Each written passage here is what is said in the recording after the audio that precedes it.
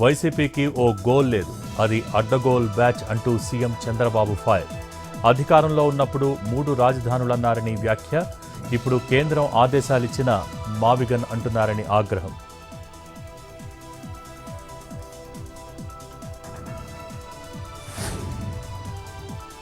సంక్షేమంపై చర్చకు సిద్ధం, డేట్ టైం మీరే డిసైడ్ చేయండన్న లోకేష్. 5 ఏళ్ల వైసీపీ పాలనలో ఒక్క టీచర్ పోస్టు భర్తీ చేయలేదని ఫైర్. తాము ఏడాదిలోనే 16,000 టీచర్ పోస్టులు ఇచ్చామని వ్యాఖ్య.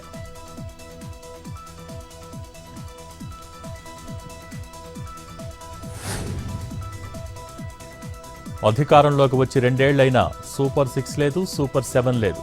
కూటమి మేనిఫెస్టో అడ్రస్ కనిపించదన్న జగన్. అడిగితే చంద్రబాబుకు బీపీ పెరుగుతుందని కామెంట్. మంచి చెప్పుకునే పరిస్థితి లేకే డైవర్షన్ పాలిటిక్స్ మొదలుపెట్టారని విమర్శ.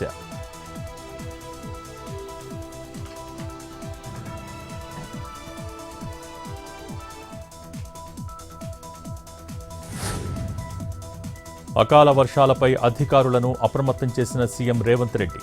పలు జిల్లాలకు వాతావరణ శాఖ ఆరెంజ్ అలర్ట్ జారీ చేసిందని వెల్లడి. ధాన్యం కొనుగోలు కేంద్రాల్లో అదనపు ఏర్పాట్లు చేయాలని ఆదేశం.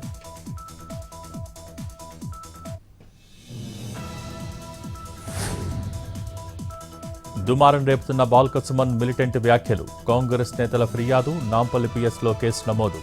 ఫ్యాబ్రికేటెడ్ వీడియో తయారు చేశారన్న బాల్క సుమన్. కాంగ్రెస్ ఎమ్మెల్సీలు ఖాళీగా ఉన్నారని కామెంట్. గతంలోనూ తనపై కేసులు పెట్టారన్న సుమన్.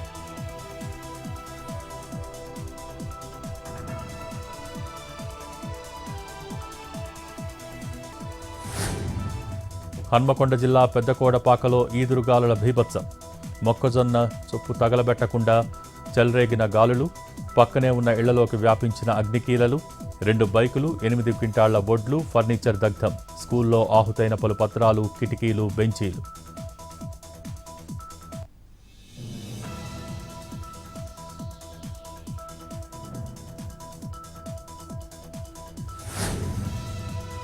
సంగారెడ్డి జిల్లాలో అకాల వర్షాలు. పొంగి పొర్లుతున్న వాలాద్రి, పిట్ట వాగులు. వరద ఉధృతికి వాగులో చిక్కుకున్న వ్యక్తి. ట్రాక్టర్ సహాయంతో నిచ్చెన వేసి కాపాడిన స్థానికులు.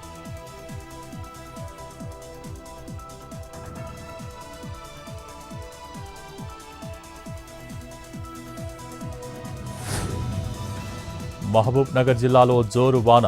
పాలిటెక్నిక్ కాలేజీ సమీపంలో ఆర్యూబీలోకి చేరిన వరద నీరు. వాన నీటిలో చిక్కుకున్న బొలెరో వాహనం. తాళ్లతో లాగి బయటకు తీసిన మున్సిపాలిటీ సిబ్బంది. వాహన రాకపోకలకు అంతరాయం.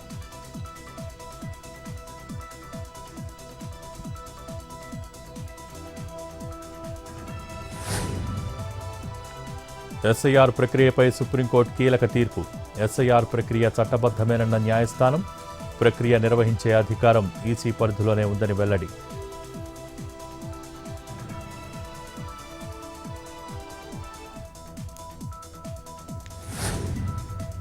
కేరళం మాజీ సీఎం విజయన్ నివాసంలో ఈడీ సోదాలు. రాష్ట్ర వ్యాప్తంగా మొత్తం 10 ప్రాంతాల్లో దాడులు. ఈడీ తనిఖీలను నిరసిస్తూ కేరళంలో ఎల్డీఎఫ్ నేతల ఆందోళన. కక్షపూరితంగానే ఈడీ దాడులు చేస్తోందని ఆరోపణ.